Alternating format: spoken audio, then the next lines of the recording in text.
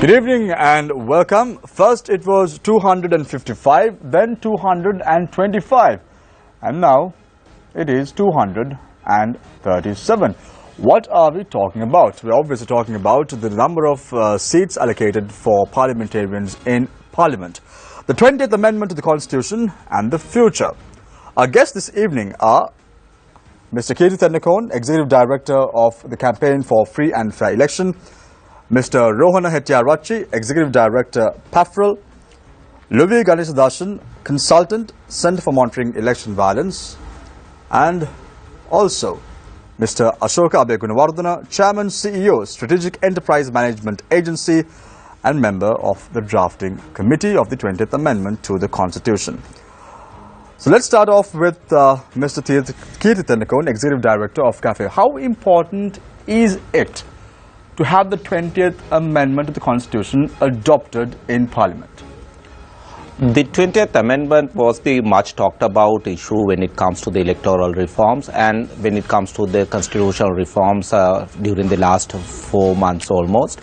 And we think that if the constitutional amendments to this country, the most important and most significant reform so far introduced during the last 4 months is the present the proposal today approved through the cabinet, and that will definitely help to change the political culture of this country.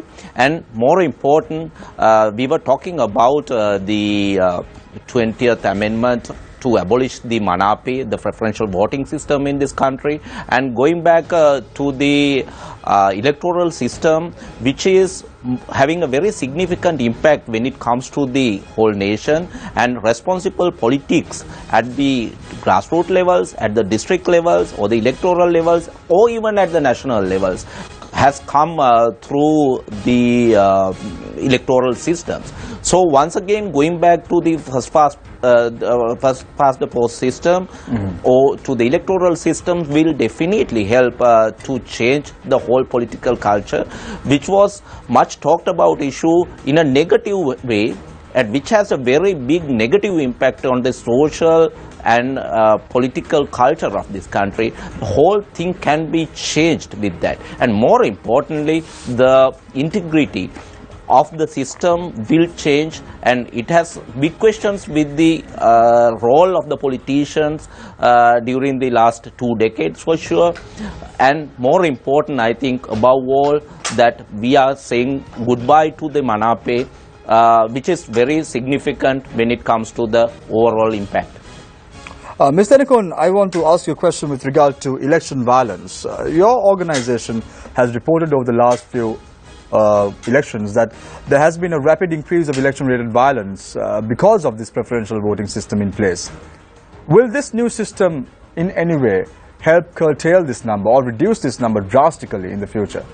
Definitely, because I mean there's so much of candidates getting involved in one small electorate is causing so much of problems, especially when it comes to the election violence. And abuse of state property going in the same manner, in the same course, has having problems creating when it comes to this issue.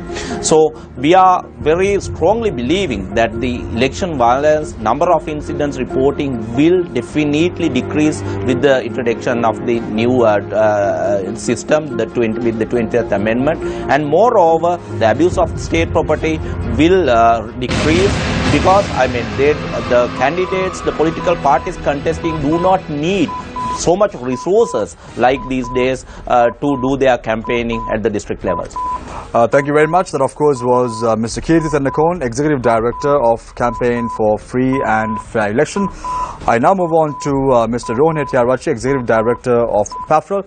My question to you is, opening question to you is, Mr. Hettiarachchi, on the 12th of March, 12th of December, 12th of March this year, you all had a declaration in terms of who should be selected to Parliament and how the criteria should be. My question to you is now, Mr. Hettiarachchi, taking into account this declaration, the amendment that was proposed by the President today, will this be beneficial for this declaration in question that was signed by nearly 14 political party representatives? Your time starts. Yeah, of course, yes. I think if we were able to change the system with the PR and the PERSPAS, the mixed system which we have already proposed. So this March 12 declaration could be very important document, because in the present system still you do have some selections as a voters. You can select your political party as well as you can select your candidate. But with the proposed system, the political party has to decide who will represent which electorate. So the voters doesn't have any choice. So with the present the system, especially the party democracy is a big issue in the country. In the ruling party, opposition, all the major parties, party democracy is a big issue.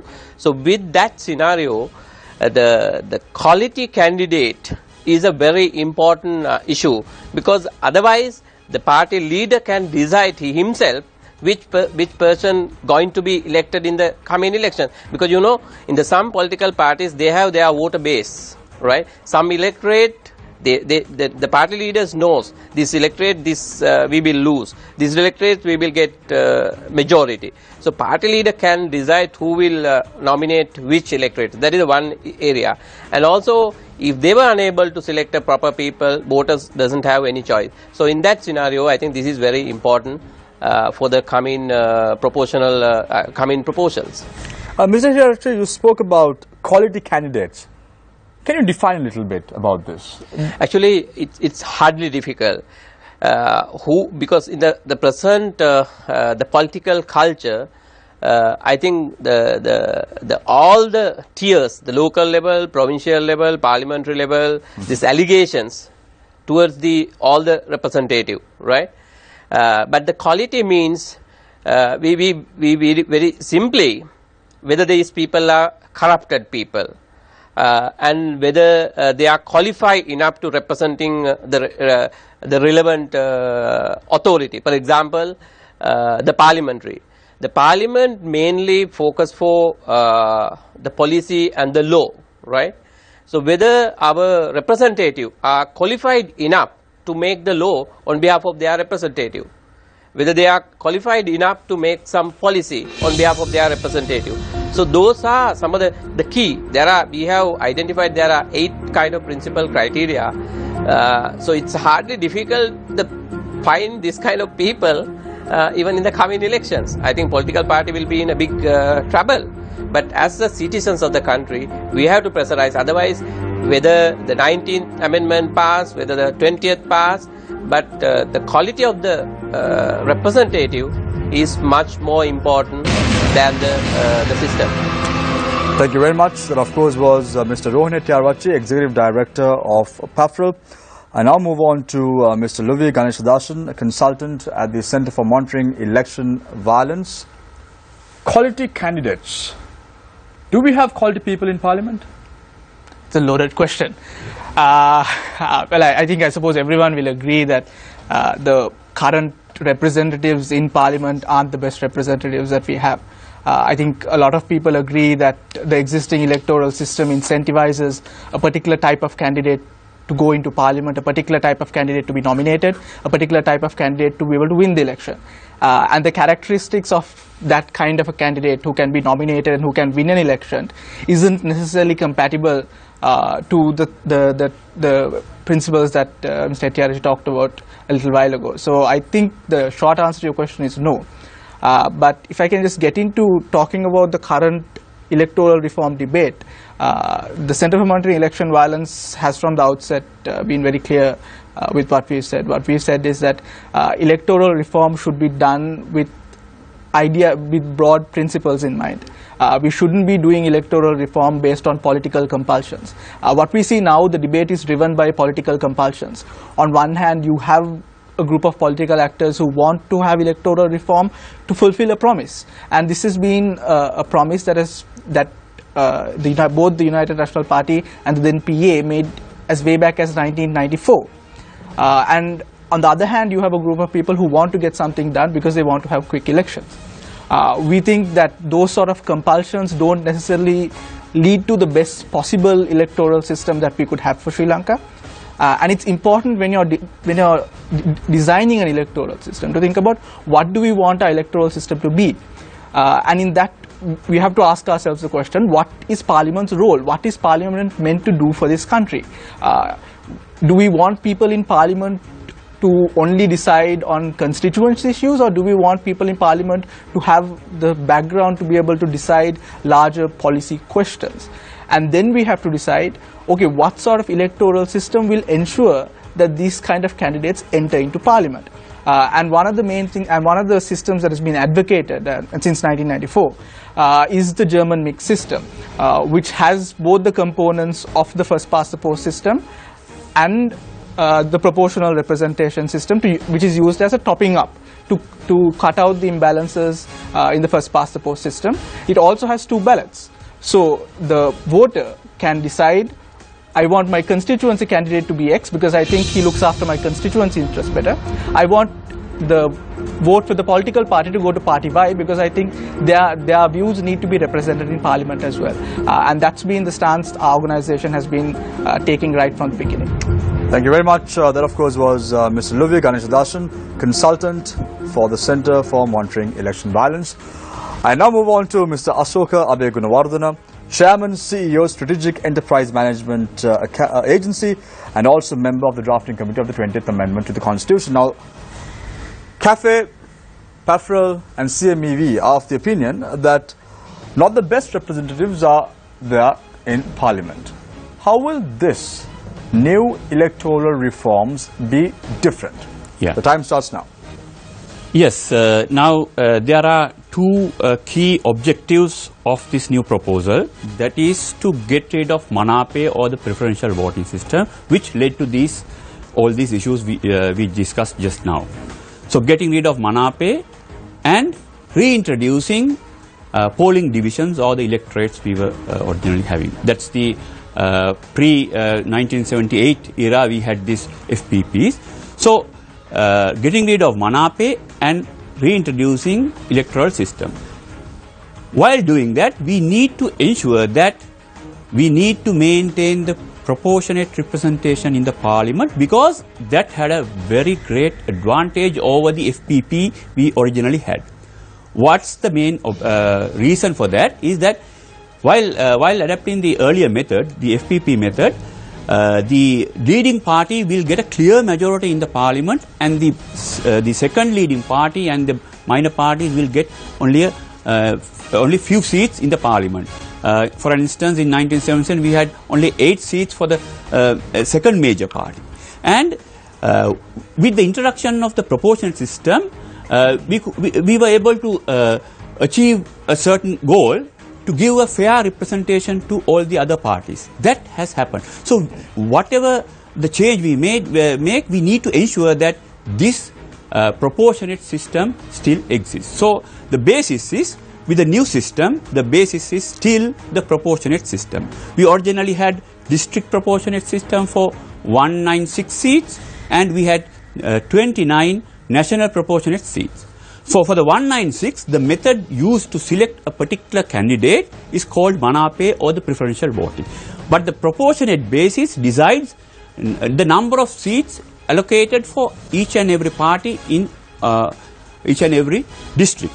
So the numbers are decided by proportionate system, but the person who has won, the candidate who is elected as the MP, is based on the preferential voting number of votes received. So while getting rid of proportionate the Manape or the preferential voting system, we reintroduce the electoral system. That means instead of Manape, we have now the polling divisions. So in this case, the candidate is contesting only for a particular polling division. So based on the percentage or the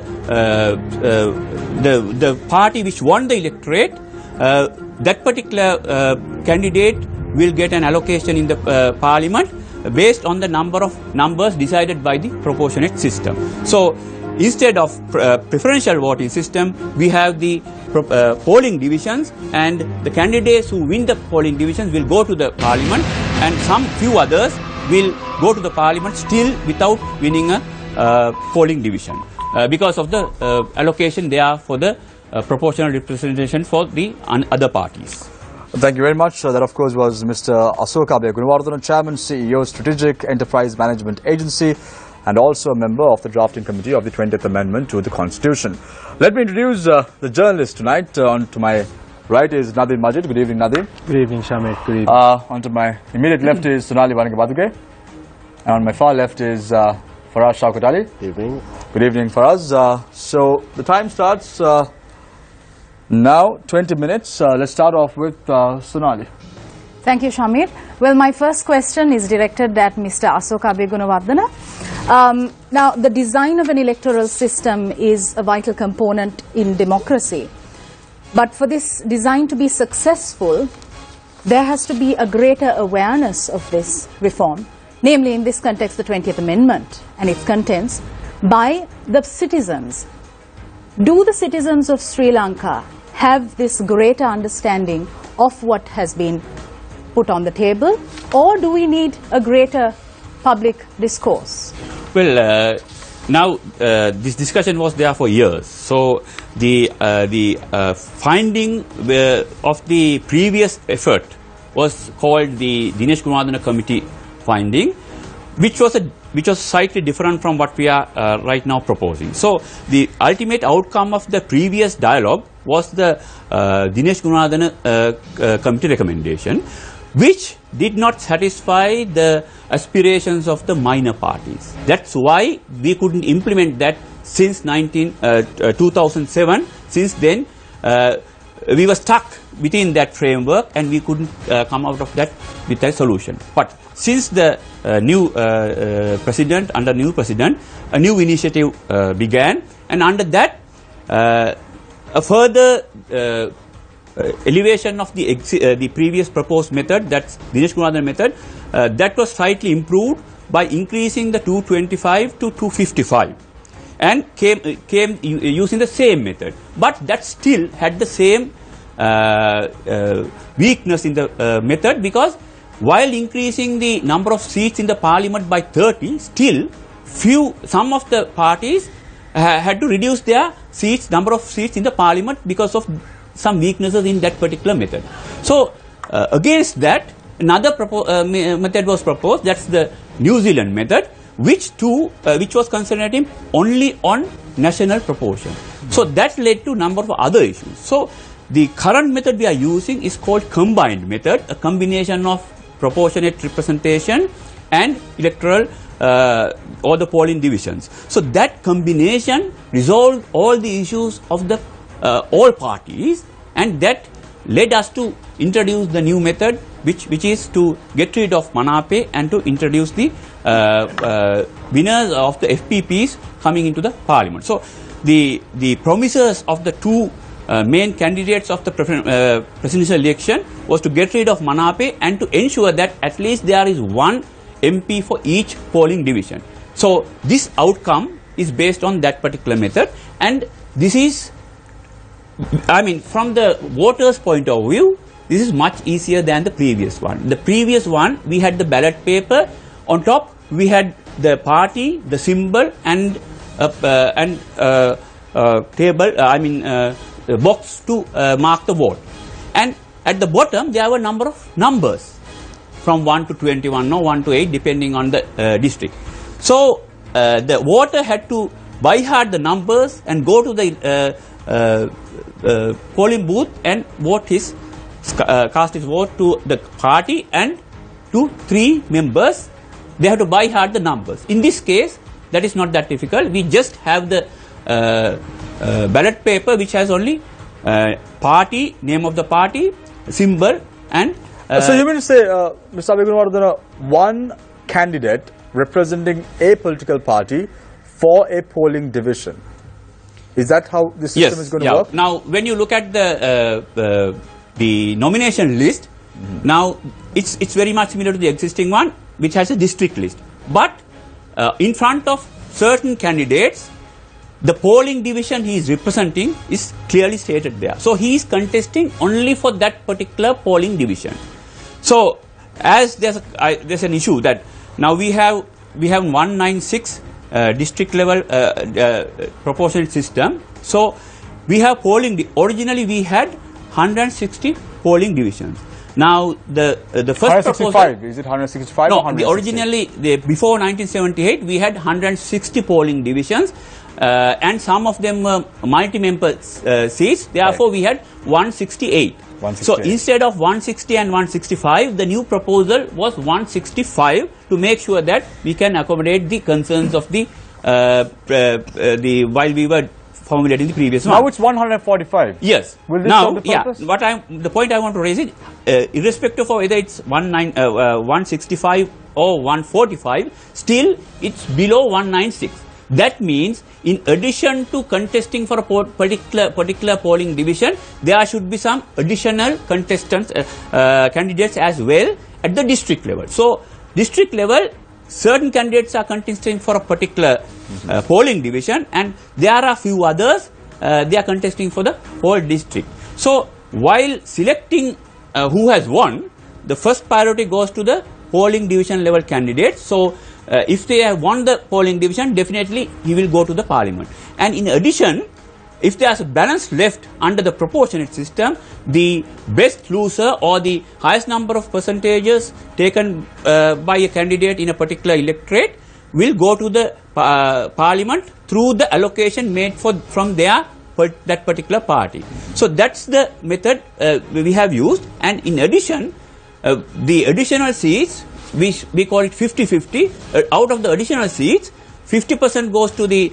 polling division level candidates who have not won the electorates, but the balance 50 goes to the district level candidates, but the person who is elected will be determined by the party as same as what is done for the national list currently.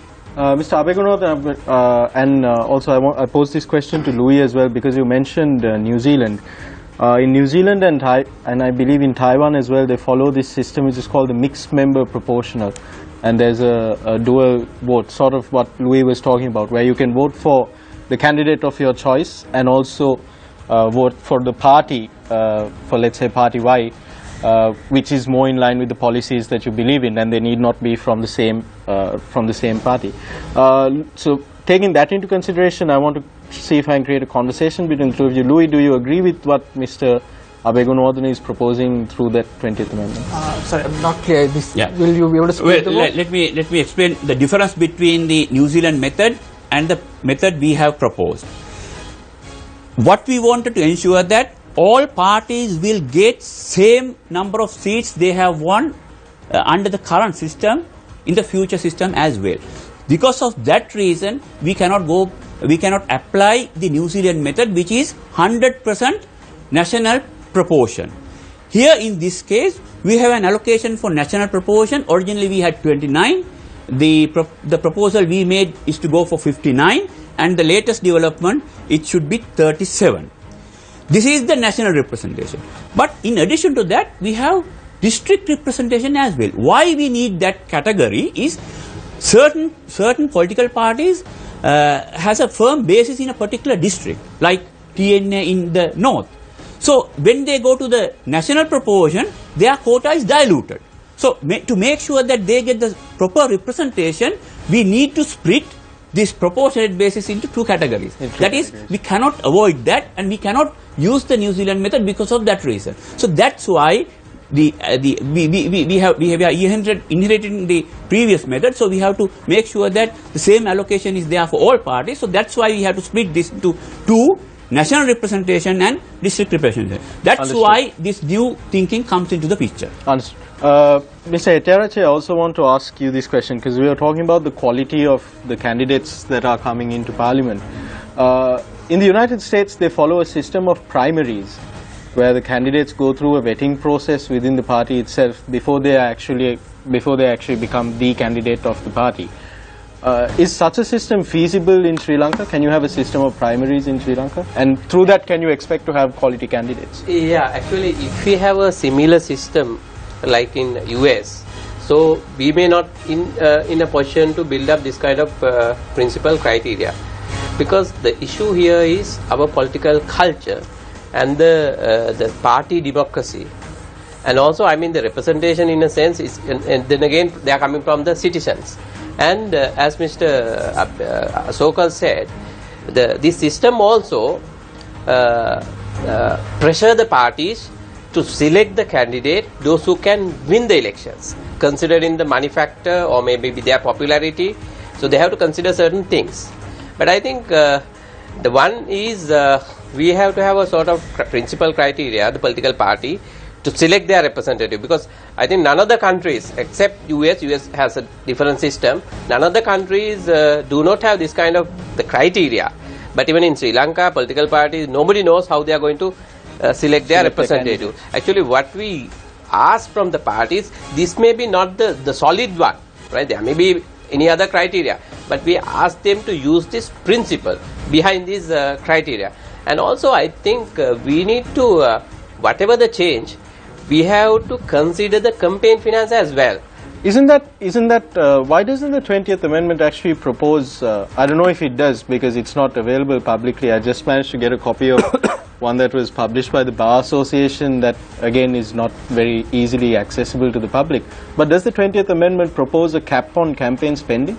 Well, this reforms happens at 3 stages. Firstly, the constitutional amendment, and the next steps is to come up with a election act, and the third step to delimitation process. So this particular aspect which we are discussing should come under the second stage when we are passing the electoral act, election act. There we have to impose certain conditions or the selection criteria, not only of the candidates but also of the performance of the parties as well.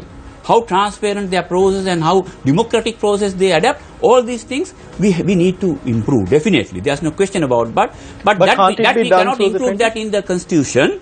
That will be done at through a separate act. Through an act of parliament. Let me add something into this. Sri Lanka in the history from 1946 election, the UNP, then thereafter even the leftist parties, they had the primary. Until the J.R. Jayawardena's 1980 era, the whole thing was with the when it comes to the UNP, the primaries were, not applied just after 1980 because they had the Balamandala, they had the district systems and all that. Then it is not just when it comes to the electorates, but when it comes to the youth league. If you read the constitution of the youth league of the UNP, if you read the constitution of the SLFP youth front, so it has the primaries basically. The members, they elect these people from different areas, different segments, and then at the national convention, then they are having the voting rights. There are some people who's having the voting rights and people who don't have the voting rights in this system. So that is the basic primaries what the American system talks about. Here the issue, the whole political culture was changed when it comes to just after the 1977. The introduction of the Manape. And the other hand, the inner party politics, the inner party democracy in the Sri Lankan political history was down there for so long. The people can challenge the part, for example, until even in 1976, the deputy leaders of the political party, the UNP, was elected from the district organizers or the electoral organizers. So at the convention they were doing that. Until 1993, this practice was done. At the national level, it was continuously done. At the leftist parties, they are coming down there and having the convention, and they are the ones who is doing this. But here, just after 1980 especially, when you go study the political party history here, the whole issue came into the spotlight was now we are not exercising the inner party democracy. That's where the issue comes up. That's where the quality of the candidates coming on. That's what where can you do in Parliament? Let's respond to the previous question, because the reason I looked at Mr. Abhay Gunawardena is because I was not sure whether this proposed system has that capability of splitting the vote. And from what you explained, I don't think it does. No. So that leads to a problem, because even though we are talking about a PR system or proportionate system, you have to look at the mentality of the voter when he goes to the polling booth. Now the current system, the system just explained, will give people the option to vote for candidates from political parties and then transfer that vote when they are calculating the PR vote. So the mentality of the voter needs to be factored into all our calculations as well, and my fear is that it's not being factored into our calculations. And what that does is it deprives the chance for smaller political parties, because if you have a system where the larger political parties campaign in electorates saying, don't vote for this person from the other political party, because you're just wasting your vote if you vote for the JVP, if you vote for the JHU, or if you vote for a smaller political party. Vote for me, I will take care of your constituency, interest. We see this happen all the time. When we have provincial council elections, you have the central government, the party in power in the central government, going to the provinces and saying, don't vote for this other party to come into power in the provincial council, because we control the central government. So what is to say this won't happen in the future if we go with this one system where we don't allow votes to be split? And that is a concern that I have, and I think that should be looked at as well. Can I respond to that? Yeah. Now, prior to 1978, I don't think we had that issue to that extent, like what we are witnessing right now. So during that period, we had no manape and only one candidate for a particular electorate from one party. So still, we had a quality representation. But there was corrupt individuals as well who entered parliament But not after like this. 1976. Now, I mean, when it comes to this particular parliament, there was 94 members who do not have the O-level qualifications, and 124 plus MPs do not have the A-level qualifications. Can education be a benchmark for public service? It should be. There should be other sort of qualifications and criteria. But like if you're using, my question is this: if education is a benchmark, now Parliament is meant to be the House of Representatives, representatives of the people. So if you're having, like for example, can a person who is an engineer or a doctor or whoever being elected from, let's say, the Polonnaruwa district, really represent the aspirations of the agrarian community of the Polonnaruwa district, if you go with education as a benchmark? Well, we shouldn't. I mean, that. But you just said yes. The education should be a benchmark. Well, no. I mean, the criteria should be different aspects. Like, if he has an allegation against certain corruption and all stuff, those things we need to. And you're saying criminal records should be taken into those things we need to seriously consider, but not the education. In any case, right now, anyone with a criminal record can't get in. Is that right? No, yeah. No, they can. Anyone with a conviction can't. If you're convicted, then there are certain disabilities imposed on you as per Article 99. But if not, if you've just been accused, you can. Can I just add one more point? I think this debate is, we are talking a lot about the quality of candidates. And I think, as Mr. Abeyagowda said, that is more geared towards the Elections Act and seriously looking about changing the political culture and imposing campaign finance reform. Because if we just do the 20th Amendment as it is right now, there is nothing to say that candidates who spend millions canvassing the entire electoral district can't now use the same resources to canvass in the electorate as well. I mean, there's nothing to say they can't do that. So I think if you're looking at the 20th Amendment, we should look at a system which will allow representations of all political opinions. But the conversation right now is allow representations of political parties who are in Parliament right now. Why? Because we need the votes to get it passed. And I think that's not probably the best way to approach this. Can I add? Yes, Mr. Judge. I think this is one way of doing. This is the political party has to have some sort of criteria. That is number one. And number two, we have introduced some scorecard for the voters. Actually, we exercised in the last UA elections as well. For the coming elections, we have prepared an scorecard. It's a thousands and thousands leaflet and that card. The voters can assess their candidate. Whatever the party they vote, they can assess their candidate. They can give a sort of marks. Then they can decide which candidate should go into the parliament and which candidate they should vote. So that is one. And the other discussions which we are talking about this Manapaya, and of course with the proposed system, intra-party violence may be reduced, but inter-party violence may be increased, because in the present, I mean, there is a good and bad, the positive and negative. We need to consider the both sides.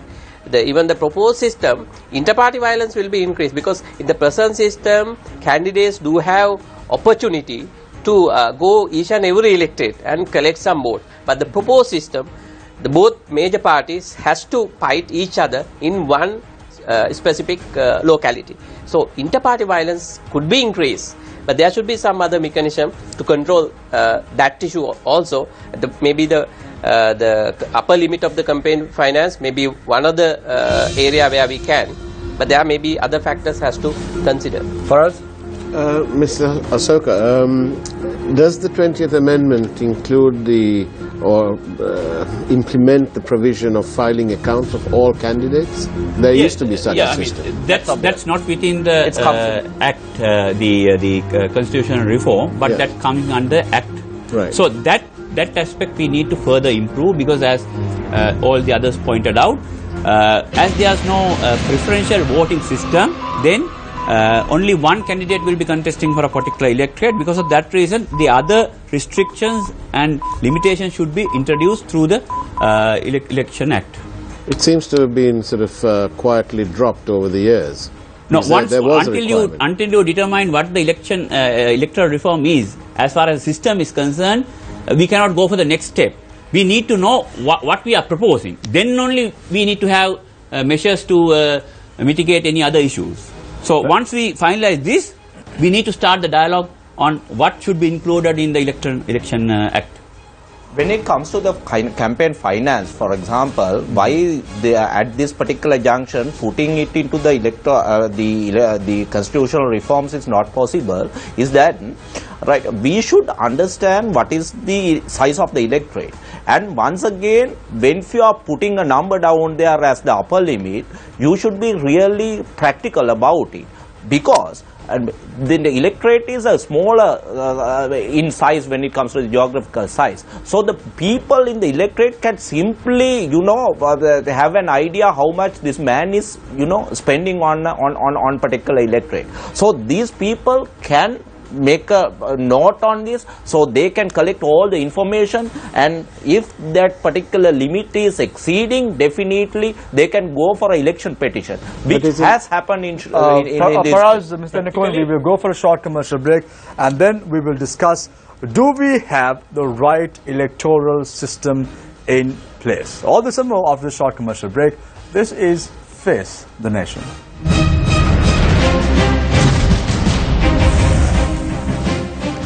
Welcome back. This is Face the Nation. Our topic of discussion today is the 20th Amendment to the Constitution and the future. Second round, we start off with Mr. Asoka Gunawardena. Before that, just a reminder to our viewers, you could log on to our Facebook page, that is Face the Nation on MTVSports. Like the page, and you could pose your questions to Mr. Gunawardena, Mr. Hettiarwachi, Mr. Tennakon, and also Mr. Luvi Ganeshdasan as well. We move on to the second round. We start off with Mr. Asoka Gunawardena. Mr. Gunawardena, will the rights of the minority parties be violated through this new electoral reforms? Because majority of the minority parties fear this new electoral reform system. Will we not have minority parties at all in this new system? Well, that was the situation of, that was an issue which was discussed under the previous proposal, which was the Dinesh Gunawardena proposal, which had a number of issues. Now, the basis of developing this particular new method is to ensure that all parties will get at least same number of seats they were obtaining under the previous system. So none of the parties will be disturbed by this particular process. Now that's why we had to increase, if we are to maintain the number of polling divisions within the range of 160 and 170, then there is no way other than increasing the total number of seats in the parliament by 30, from 225 to 255. That's the basis to make sure that none of the minor parties will be losing. Why we were discussing about 165 or the number between 160 and 170 as the number of polling divisions, including multi-member seat, was to make sure that minority parties will not be disturbed by this process. once when we are now this was determined taking into factor all these aspects like the ethnic composition of the country and within the district and within different geographical areas and the number of other issues like caste and other stuff. By reducing, while we are reducing that, we need to merge these electorates. While doing so, they may feel that they will be losing their territory. They will not be able to get their representative in the parliament because if it's increasing, then other communities will come and change the composition of that particular electorate. That's the exact point we were pushing, that it should be between 160 and 170. Otherwise, there's a danger that minority parties will lose. That's now there's 145. But will minority parties lose their... Well, I think that will happen because we need to reduce total number of electoral level members by over 20, because if it's 68 then it will be 23. So that's a difficult task, and I am not sure how soon this delimitation committee will come up with this 145 accommodating all concerns of all communities. That's why we prefer a number of polling divisions above 160. That will lead for an increase of from 225 to 255, mainly because to entertain the concerns of the minor parties or the minority parties. Very quickly, Mr. Abhay Gunawardena, let's take a particular polling division and you have 2 or 4, let's say 5 political party representatives contesting from 5 different political parties. Let's take a political party has 3 good candidates to field. What happens then? One political party has 3 good candidates to field in a particular polling division. That's not possible within this context because, at the district level, the previous system we had that opportunity, but we cannot have the cake and eat the cake both. We need to get rid of Manape, so we cannot give the option of having more than 1 candidate other than in the multi-member seats. Multi-member seats, you can have, let's assume now if it's equally divided or a certain percentage of Muslims and Sinhala as an example, a particular party can have 1 Muslim candidate and 1 Sinhala candidate. So that's possible, but beyond that, generally we cannot have that rule because we need to get rid of Manape. Otherwise we won't be able to do that. Thank you very much, Mr. Abhay Gunawardena. I move on to Mr. Luvi Ganeshadasan, consultant at the CMEV. You can't have the cake and eat the cake. Do you really want the cake? Is this system really suitable for us? The time starts now, 2 minutes. See, the system that's been proposed by Mr. Abhay Gunawardena, I think it's an innovative system that's designed to solve a particular problem that exists right now.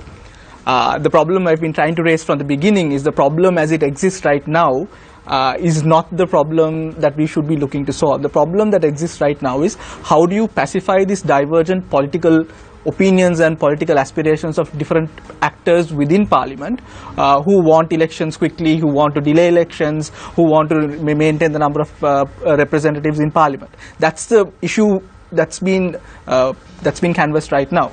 But the real question we should be asking ourselves is, one, how do we maximize the choice for the electorate, in the sense of, how do we maximize the choice for our voters?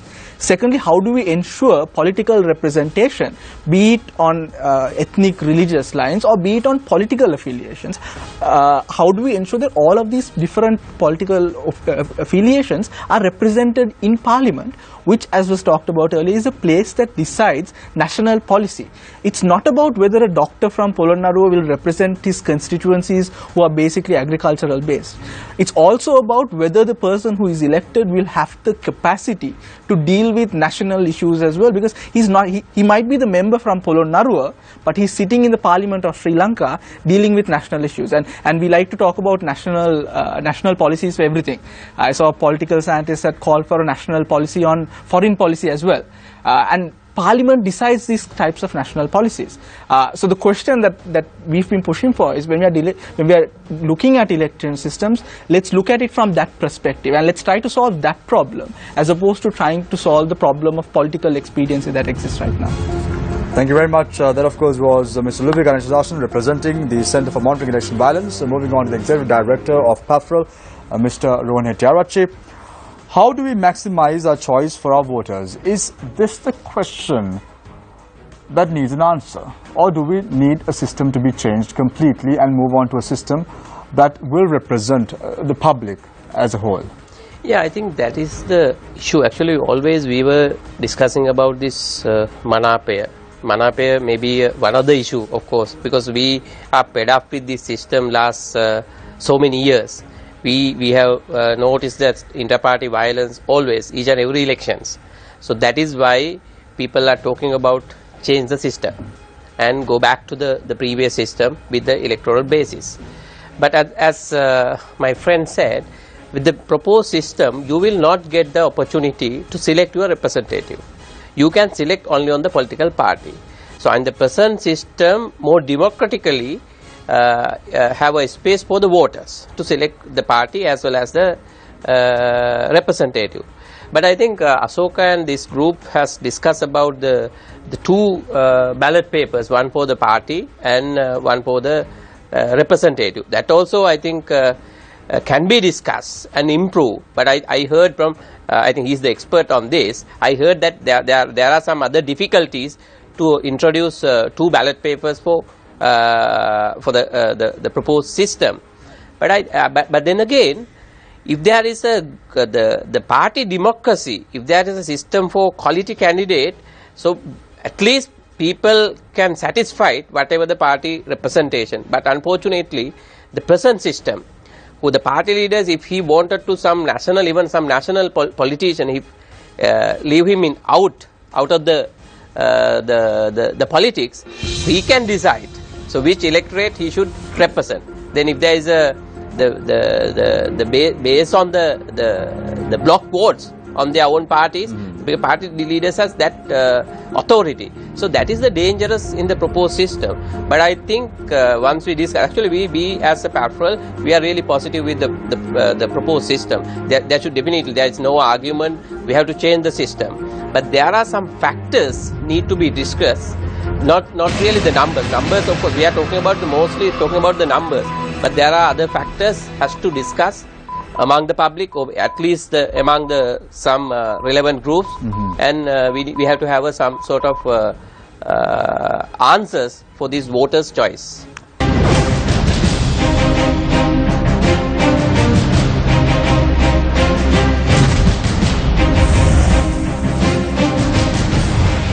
Welcome back. This is Face the Nation. My question is posed to Mr. Keith Thendakone, representing CAFE. Mr. Thendakone, how important is it to have minority party representation in Parliament? We were talking about the inclusiveness when the break was taking place.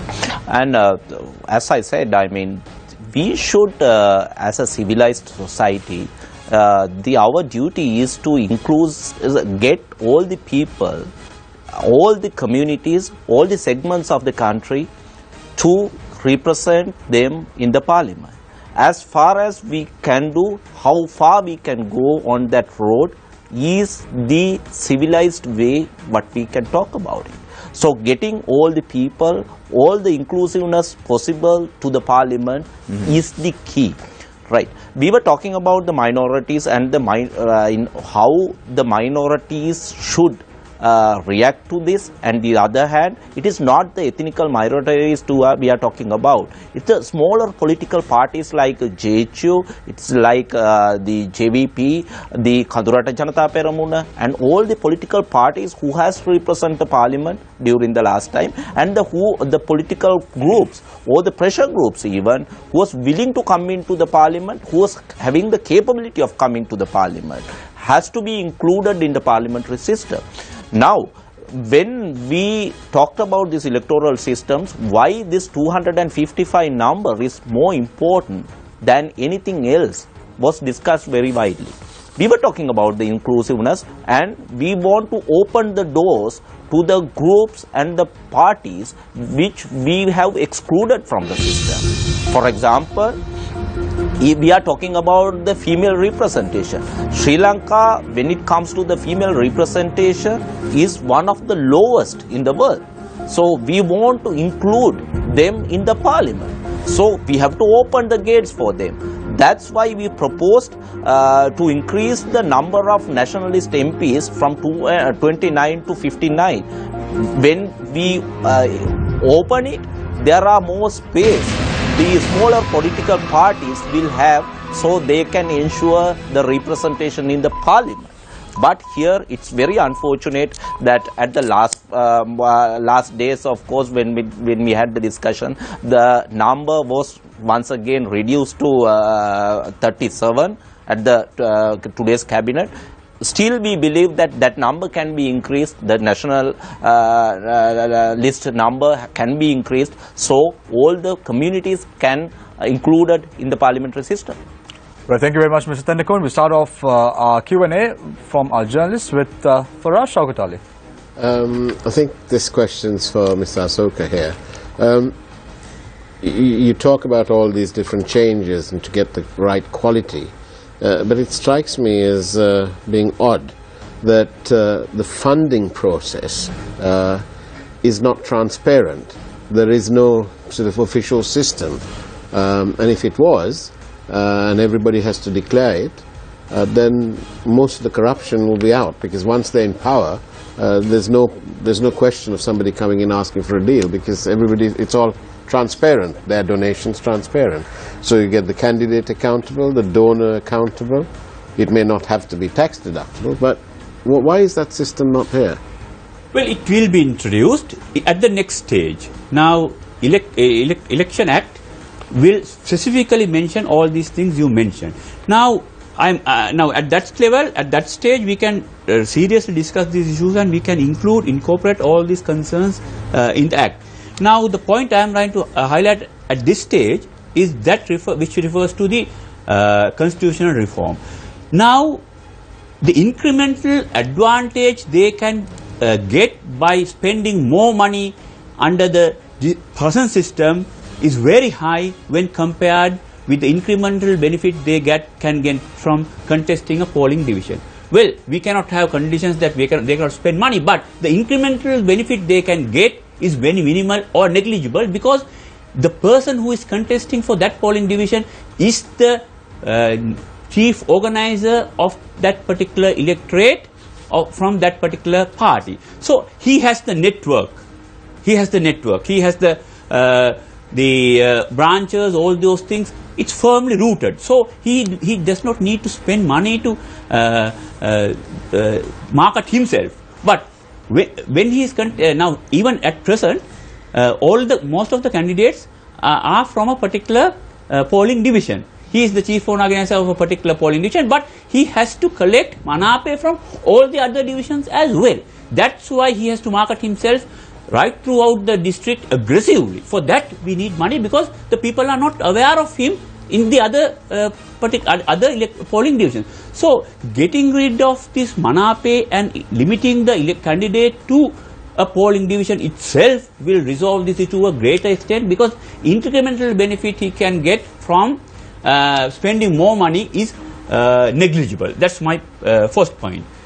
Is it okay I go to the... Yes, please. Yeah. Now, the other question is, now the disagreements and agreements with respect to this particular proposal. I can assure you that only, other than one party, all the other parties are in agreement with the proposed system. The only party who are not in favor of this system is MEP. That's Mahajan Eksat Perumana. They want to maintain their previous proposal, which is the Dinesh Gunawardena proposal. So, other than MEP, all the other parties are in agreement with the concept or the method. And another party is against the number which we propose, 255. That's the UNP.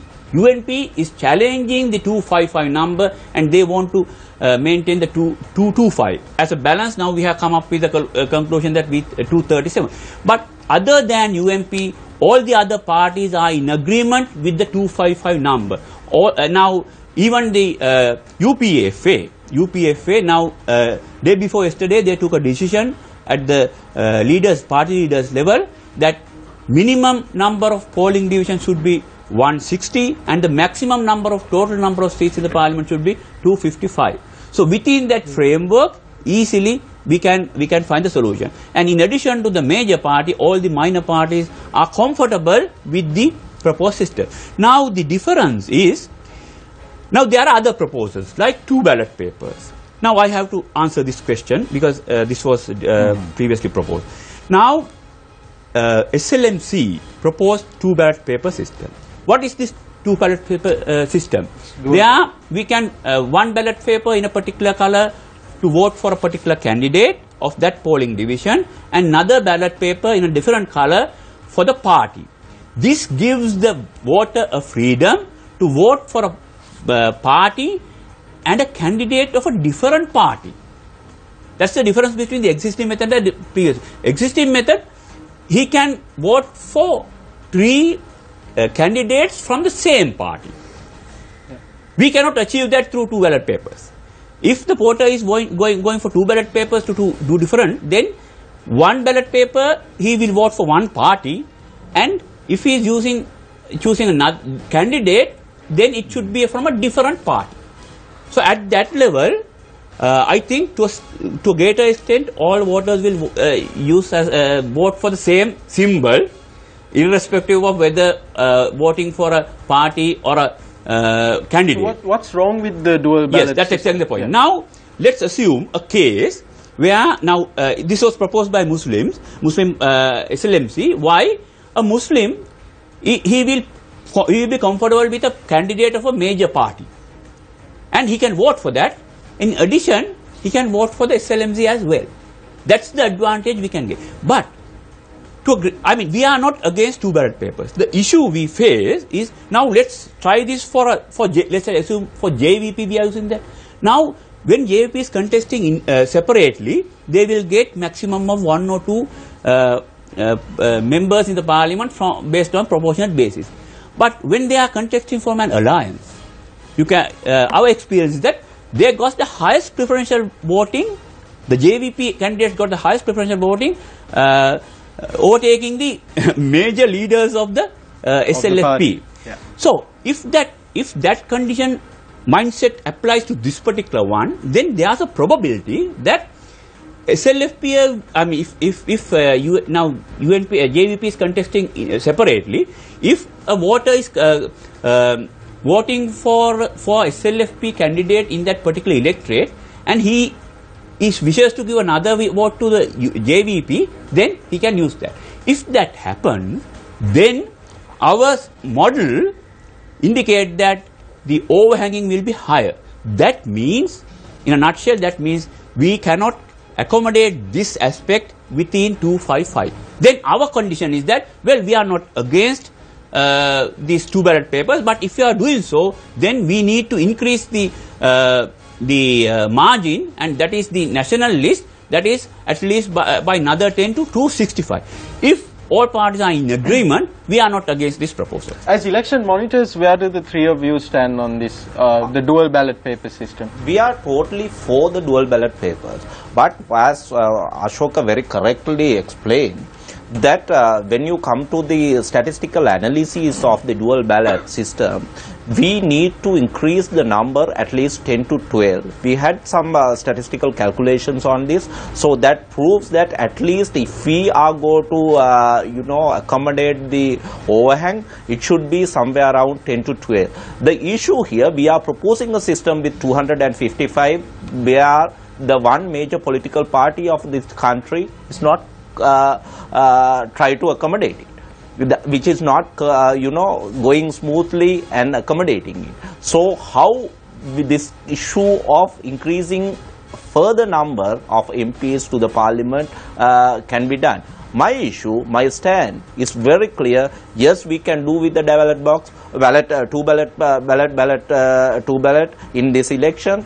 Or I'll say in some countries they have done the first round with the single ballot, then they have reintroduced the second dual ballot at the stage 2. So let's have the let's get the system run at the first stage, then in the next stage definitely we can implement the reforms in stages. Yeah, reform in stages, and in the second election maybe we can try with the dual ballot, which is more democratic, of course. We give the the voters more option on it. Louis, your thoughts on just this? 2 points in that. I think again here we are looking at the problem in reverse, because I with respect I say that you work within certain political realities, and we are looking at it from the numbers. We say Mr. Abhigunawardena explained very clearly what are the practical difficulties in doing this, and this difficulty is a practical difficulty. We have not done anything to study and to try to identify what is the ideal number of electorates that this country needs. What we are going on is, this political party doesn't want to go above this political party doesn't want to go below this, so we'll go for this, right? And that is extremely dangerous, especially even for this election, because we are talking about the next election where the parliament and all the political parties are talking about this will draft a new constitution. We had this same problem in the 1972 constitution, we had this same problem in the 1978 constitution, where the constitutions were drafted by parliaments which are not representative of the political will of the people. The percentage of votes both of those political parties, the United Front in 1972 and the UNP in 1977 received, was far less than the number of seats they got. Now here what you'll have is, you'll have a system again, probably not the same extent, but where the will of the people will not be reflected in parliament.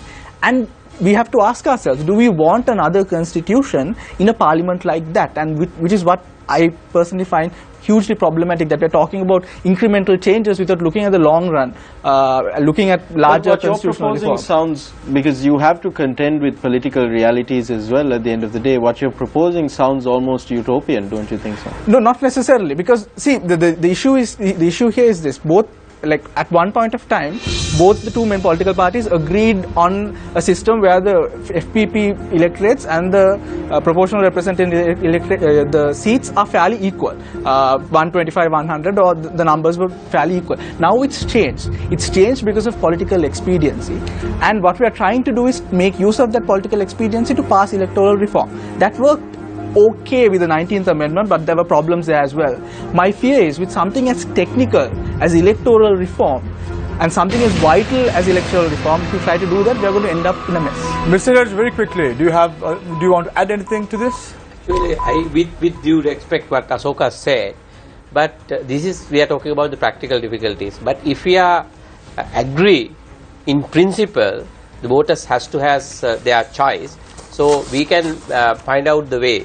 Because in this whatever the proposal now come out with the approval from the cabinet, there were a couple of proposals we were discussed in the past. So something like that, if Asoka, I think he within a couple of days time, if he really consider this factor, I think we may come out with some other proposal. But the important thing is, we have to agree this principle. Voters has to have this choice, the party as well as the candidate. Not maybe the same system which we exercising now, but there could be some new system. Thank you very much, Mr. Tiavachi. We go in for a short commercial break. When we come back, Face the Nation returns. Thank you very much, and welcome back to Face the Nation. This is the final round. Mr. Abhigunawardena, let's start off from you. 1977, the Central Colombo electorate, or the polling division, you see Ranasinghe Premadasa coming into the forefront. We see Mr. Halim representing the Muslim community, and then we see a Tamil candidate also coming to the forefront. That is the FPPS system as well, 1977. This system, does it really represent the minority communities? Yes, actually now the minor parties, now we have minor parties which are not based on a particular community, like JVP. The other minority parties, we can divide them into two categories, like geographical area based parties like TNA and Tamil parties, and Muslim parties in some in the east, and the other is, it's a mixed group, like in Colombo. Now we have Tamil, Muslim and Sinhalese equally living within the same geographical area. So now our first attempt is to allocate a particular polling division for each and every community. That's the best thing we can do. So based on that, we will doing that, and it will be done in the upcountry, in the Nuwara Eliya district. That will happen, and in the east that will happen, and in the north it will happen. But there are some other pockets which for which we cannot apply this method. That's why we have proposed this multi-member seats, which is the one you mentioned right now. It will be continuing in this new setup, because earlier we had Colombo Central 3-member multi-member seat. Now here we will be introducing this concept to certain geographical areas like Colombo municipality area. Probably will be having only 3 polling divisions, each having 2-member multi-member seats. So that's a possibility. And in addition, there will be other areas as well. Now, the next steps, I wish to, as this is my final round, I wish to say something about the next steps. Now finally we have something approved by the cabinet. Now we can go to the next step. I believe still we have a provision to increase this number to the level which we were targeting at. If we can increase that to 265, then we can go with the 2 ballot papers. If not, at least to 255, so that we can give a fair share to the minor communities. And at the next level, I think we need to go for the delimitation and other stuff. And after passing this, I think we need to rethink. Are we going ahead with the existing method for the new next election, or are we going to adapt the new method for the next election? If you can stay for 3 months, then we can have a fresh, clean parliament after 3 months for the next 5 years. If you cannot, then what will happen? We have to stay another 5 years for us to have this clean parliament. Thank you very much, Mr. Abe Gunawardena, for joining us. Moving on to Luvi Ganeshdasan, representing the CMEV. Right system in place, your thoughts? I don't know what the system in place right now is. I don't think anyone knows what the system right now is, other than what we've heard from Mr. Abe Gunawardena. So let's hope that it's gazetted and the 2 weeks period is allowed before it's placed on the order paper of Parliament, and then we are able to challenge it if people require in the Supreme Court. Let's hope it's not an urgent bill like the 18th Amendment, so everyone's views can be taken into consideration. The President has promised that it won't be an urgent bill. It will be the normal procedure. People could constitutional amendment. So the President has promised that it won't be an urgent bill. So just to wrap up, let me just make 2 points. I think the system that we design, whatever the outcome it is, has to be tested for proportionality. The percentage of votes that each political party gets has to more or less reflect the number of seats that each political party gets in Parliament. If we have a system which is more favoured towards FPP in our push towards trying to get a member of Parliament for every electoral district, I fear the balance will shift towards FPP, and we will have the same problems we had in 1970 and 1977. So that's certainly a bad thing. The second thing is, I think a lot of the political parties are saying that the electoral reform will cure the issue of corruption in elections. As we've seen here, that's not necessarily the case.